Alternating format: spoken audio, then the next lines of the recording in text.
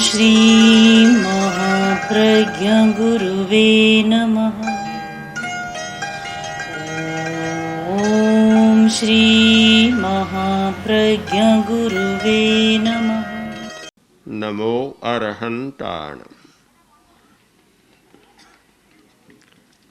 मैं कुछ कहना चाहता हूँ और आप सुनना चाहते हैं। बात समाप्त। या कुछ आगे बढ़ना चाहते। अगर आगे बढ़ना चाहें तो बात को कानों तक सीमित न करें, मस्तिष्क के उस प्रकोष्ठ तक उस बात को ले जाए जहाँ आदमी बदल सकता है और आदमी बदलता है, जहाँ चेतना बदलती है और चेतना का रूपांतरण होता है, वहाँ तक हमारी बात पहुँचे। बहुत आवश्यक है। शब्दों का व्यायाम चलता है और शब्दों का व्यापार चलता है। नंदुरबार का बाजार बड़ा है, पर शब्दों का बाजार तो इतना बड़ा है कि उसके सामने बहुत छोटा है। बहुत बड़ा बाजार है और शब्दों का व्यापार करने वाले दुकानदारों की भी कमी नहीं है। लाखों लाखों ऐसे दुकानदार बैठे हैं जो शब्दों का व्यापार करते हैं, और आदमी सच्चाई पर चलना चाहता है तो और दिगमूढ़ बना देते, भ्रम और पैदा हो जाता है। हम क्या करें? क्या करें? एक बड़ा प्रश्न है। जब तक जीवन शैली पर विचार नहीं होगा तब तक सुनने का भी अर्थ बहुत कम होगा। हमारी जीवन शैली बदलनी चाहिए। आज पूरे विश्व में और खासकर पश्चिमी राष्ट्रों में जो विकसित राष्ट्र कहलाते हैं, वे लाइफस्टाइल पर बहुत विचार कर रहे हैं कि हमारी लाइफस्टाइल का चेंज कैसे हो, वह कैसे बदले। क्योंकि जो जीवन शैली चल रही है वह सुख और शांति देने वाली नहीं है। आदमी को धन चाहिए, मकान चाहिए, कपड़े चाहिए, पर उससे भी ज़्यादा आगे जो चाहिए वह है सुख और शांति। शांति के बिना सुख संभव नहीं है। अशांतस्य कुतः सुखम, गीता का भी एक बहुत सुंदर है कि अशांत है उसको सुख कहाँ से मिलेगा। भावना के बिना शांति नहीं होती। न चा भावयत शांति और अशांतस्य कुतः सुखम। भावना के बिना शांति नहीं और शांति के बिना सुख नहीं। निष्कर्ष में निकलता है एक शब्द, शांति। दिमाग शांत है, ठंडा है तो सुख का अनुभव होता है। ऐसे लोगों को हमने देखा है। तो घर भी एयर कंडीशन, वातानुकूलित मकान, वातानुकूलित कार, वातानुकूलित ऑफिस, सब वातानुकूलित, सारा एयर कंडीशन है। पर उसमें जाकर बैठते हैं ऑफिस में तो आंखों से आंसू भी ढल रहे हैं। हमने पूछा भी, ऐसे ही एक व्यक्ति से पूछा कि आप तो सारे दिन ठंडे में रहते हैं, फिर आंखों में आंसू क्यों? बोला क्या बताऊं, बड़ी चिंता है। क्या? सरकार का ऐसा कोई केस आया, उलझ गया मैं, अब दिख रही है कारावास। सारी ठंडक समाप्त हो जाती है। जब तक हम शांति का रास्ता न खोज लें, जीवन को अहिंसा प्रधान और शांति प्रधान जीवन शैली न बना लें, तब तक अच्छा जीवन नहीं दिया जा सकता।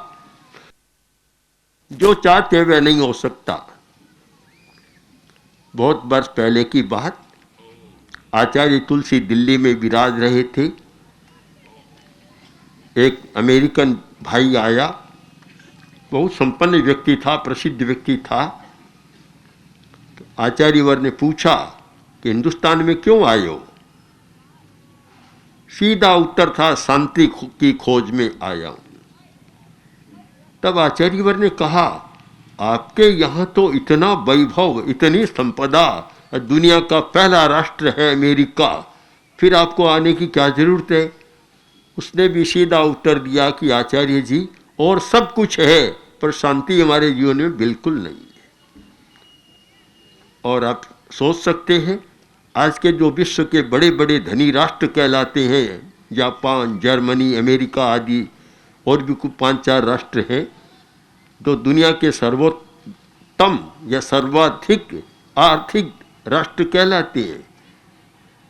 जापान के दल हमारे पास आते रहे हैं, अब भी संपर्क हैं। एक बार जैन विश्व भारती में जापान का दल आया हुआ था, आचार्यवर से बात कर रहा था, 30-35 लोग थे। बातचीत चली, आपके वहाँ की जीवन शैली कैसी है, वातावरण कैसा है? तो उन्होंने कहा, आचार्य जी क्या बताएं हम, लोग तो यह समझते हैं कि जापान आज दुनिया का सर्वोत्तम राष्ट्र है, सर्वाधिक संपन्न राष्ट्रों में है, किंतु हमारे यहाँ स्थिति यह है कि 5 मिनट में एक तलाक होता है और 5-7 मिनट में एक आत्महत्या होती है। अब जहाँ इतना धन वहाँ आत्महत्या क्यों? आत्महत्या का कारण है पागलपन। समझदार आदमी कभी आत्महत्या नहीं करता, पागल आदमी आत्महत्या करता है।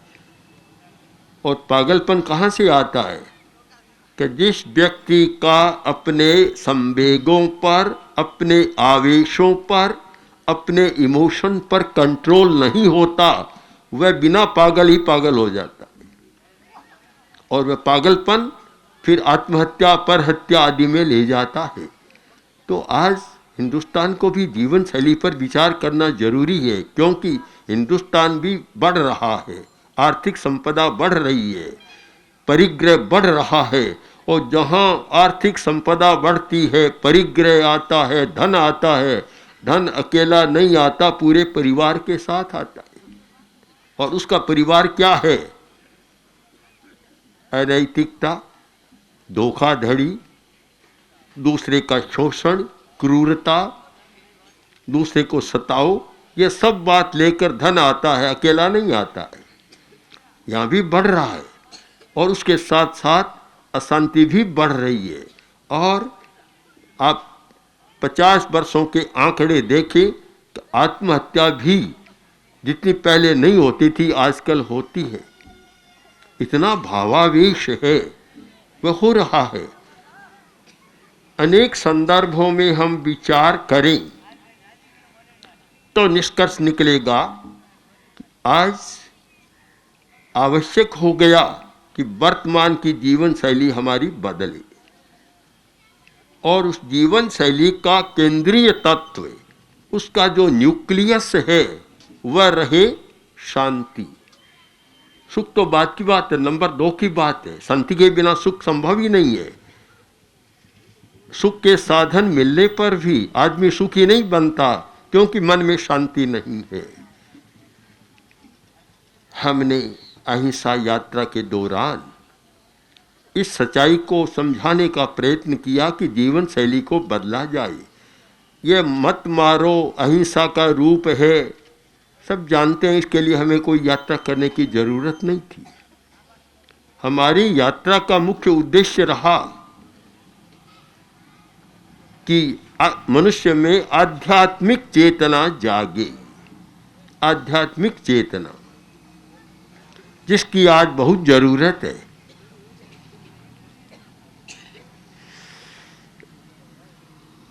अभी इन दिनों में राष्ट्रपति के कई वक्तव्य पढ़े, छात्रों के बीच दिया वक्तव्य पढ़ा, विश्वविद्यालय के कुलपतियों के बीच दिया हुआ वक्तव्य पढ़ा।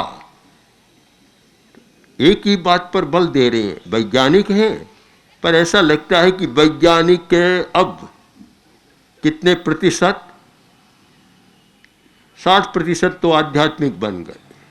आध्यात्मिक एक ही बात कि जब तक हिंदुस्तान का आध्यात्मिक विकास नहीं होगा, तब तक सन 20 तक हिंदुस्तान विश्व का पहला राष्ट्र नहीं बन पाएगा। आर्थिक विकास बाद में है, आध्यात्मिक विकास पहले। दोनों जरूरी है। एक सामाजिक प्राणी के लिए आर्थिक विकास जरूरी है, उसे कभी गौण नहीं किया जा सकता।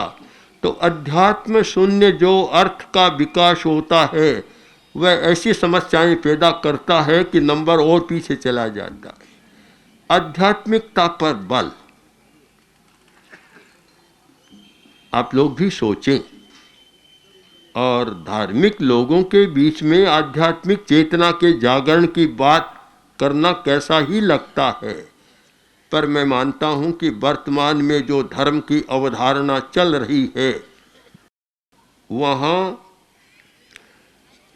जो उद्देश्य हमने दो बनाए, अहिंसक चेतना का जागरण और नैतिक मूल्यों का विकास, आज के धर्म की धारणा में दोनों का स्थान नहीं। अध्यात्म की चेतना का भी स्थान नहीं है और नैतिकता का भी स्थान नहीं है। बस भक्ति बहुत है, उपासना है, श्रद्धा है और सब है, पर जहाँ नैतिक मूल्यों का प्रश्न है वह मान लिया कि धार्मिक के लिए कोई जरूरी नहीं है। क्यों आवश्यक है? हम धर्म करते हैं, बुराई भी करते हैं तो बुराई समाप्त हो जाएगी। वह सूरदास जी की बात याद आ जाती है, उनका पद कि दिन भर बुराई करे और शाम को भगवान के सामने जाकर कह दे, प्रभु मोरे अवगुण चित न धरो। समदर्शी है, नाम तिहारो, चाहो तो पार करो, प्रभु मोरे अवगुण चित न धरो। जाकर अपनी गलती बतला दो, क्षमा मांग लो और दूसरे दिन और वैसी तैयारी कर लो, उससे भी ज़्यादा, कि कल का पाप तो धो लिया सारा, अब आज चिंता क्या है। दिन में पाप करेंगे, शाम को जाकर प्रार्थना कर सब धो लेंगे। मुझे याद आ गया, एक बार आचार्य श्री तुलसी शेखावाटी की यात्रा में थे। शेखावाटी का एक अच्छा नगर है फतेहपुर, बहुत ऐतिहासिक नगर है फतेहपुर। वहाँ हम जा रहे थे तो रास्ते में एक भींत पर देखा, पत्थर हजम चूर। नाम बड़ा अटपटा लगा, अच्छा लिखता होगा कि क्यों तो पहले इतना खाए और क्यों पत्थर को हजम करे आदमी। पर पत्थर हजम चूर्ण, हमने लोगों से पूछा क्या बात है, कि यह ऐसा चूर्ण है कि पत्थर खाओ तो भी हजम हो जाएगा। मुझे लगता है कि आज के धार्मिकों ने भी धर्म को पत्थर हजम चूर्ण बना रखा है कि खूब बुराई करो और फिर माफ़ी मांग लो, क्षमा मांग लो, गलती स्वीकार कर लो, हजम हो जाए, पत्थर हजम हो जाएगा और दूसरे दिन फिर और कमर कसकर तैयारी कर लो। ये जब तक धार्मिक क्षेत्र की ये धारणा नहीं बदलेगी तब तक कोई धर्म तेजस्वी बनेगा या धर्म से कोई समाज को बहुत भला होगा, मुझे तो नहीं लगता। हम लोग बीकानेर में थे, प्रेस कॉन्फ्रेंस थी। एक पत्रकार ने पूछा कि धर्म से समाज का कितना कल्याण होगा। मैंने कहा, वर्तमान में जो धर्म की धारणा चल रही है उससे तो समाज का कोई भला होने वाला नहीं है। अगर धर्मस्थान और बाजार दोनों में एक रूपता आए तो धर्म के द्वारा समाज का बहुत कल्याण हो सकता है। पर धर्मस्थान का धर्म अलग प्रकार का है और कर्मस्थान का धर्म ही बदल जाता है, व्यक्ति बदल जाता है, चेहरा भी बदल जाता है। मुखौटा तो नहीं लगाते पर बिना लगाए मुखौटा लग जाता है। जब तक बाजार और धर्मस्थान की एक रूपता नहीं होगी तब तक न जीवन शैली बदलेगी, न अहिंसा का विकास होगा और न समाज का धर्म के द्वारा बहुत बड़ा कल्याण होगा। किसी व्यक्ति का हो सकता है पर समाज का नहीं हो सकता। समाज की व्यवस्था नहीं बदल सकती, समाज का रूपांतरण नहीं हो सकता। अगर आप समाज और राष्ट्र की दृष्टि से विचार करें तो नैतिकता शून्य धर्म से ये कभी नहीं हो सकता। ये गलत धारणा क्यों बन गई कि कर्मकांड करो, जैन लोग सामायिक करते हैं, नवकार मंत्र का जप करते हैं, वैष्णव लोग, बौद्ध लोग भी ओम मणिपद में हुं का जप करते हैं और मुसलमान इस्लाम को मानने वाले भी अपने बहुत जप करते हैं, माला फेरते रहते हैं, सब है।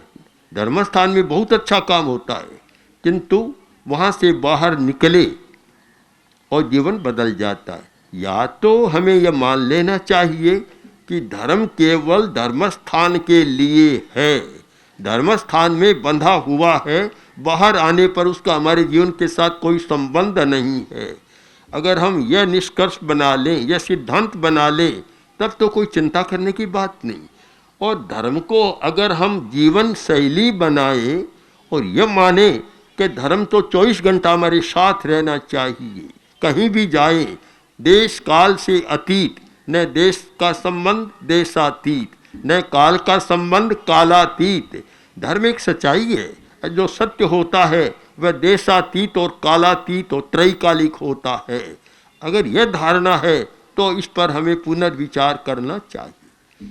बस इस पुनर्विचार और हिंसा के कारणों की खोज के लिए हमने यह प्रयत्न किया कि जनता के बीच जाएं और उसे बताएं कि हम आखिर अहिंसा के द्वारा क्या चाहते, क्या चाहते।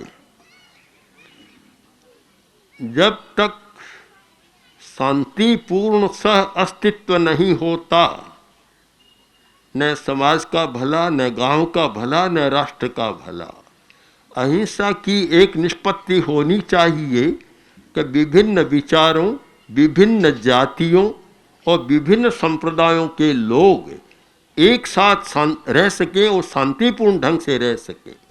शांतिपूर्ण सह अस्तित्व तो मानना चाहिए कि जीवन शैली में अहिंसा का तत्व समाया हुआ है। पूरे गांव को देख लें कि गांव की जीवन शैली कैसी है। जहाँ देखते हैं कि आपस में लड़ते झगड़ते रहते हैं, दंगा होता रहता है, भय बना रहता है कि कब क्या हो जाए। वहाँ की जीवन शैली शांतिपूर्ण जीवन शैली नहीं होती, आतंक में जीते हैं।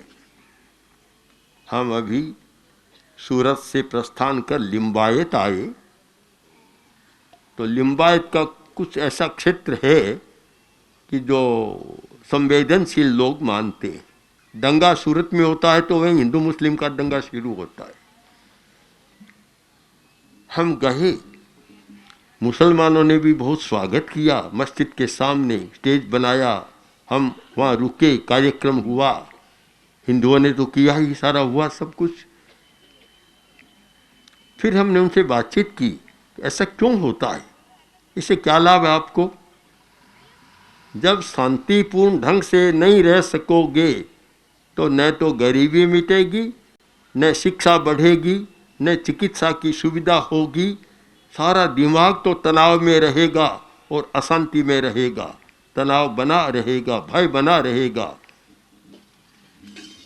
लोगों ने समझने का प्रयत्न किया है, इस तर्क को समझा है कि शांति कोरी धर्म की बात नहीं, अहिंसा कोरी धर्म की बात नहीं। उसके बिना आर्थिक समस्याओं को भी नहीं सुलझाया जा सकता, गरीबी को भी नहीं मिटाया जा सकता। जब लड़ते झगड़ते रहते हैं तो काम कितना बंद हो जाता है। एक क्षेत्र की बात मुझे बहुत अच्छी लगी। एक क्षेत्र में जब दंगा हुआ तो वहाँ समर्थ समाज ने भी दंगा नहीं किया, निपटा दिया। तो क्यों नहीं किया, ये जानकारी मिली तो उन्होंने कहा कि एक बार बड़ा दंगा होता है, 3 वर्ष तक हमारा व्यापार चौपट हो जाता है, हम और गरीब बनना नहीं चाहते। जब यह समाज में समझदारी आएगी तो शायद शांति की जीवन शैली बनेगी। हमारी जीवन शैली हमारे चिंतन के आधार पर बनती है, और जब चिंतन शैली अच्छी नहीं है, सकारात्मक नहीं है, चिंतन सारा नकारात्मक, तब जीवन शैली अच्छी कैसी बनेगी।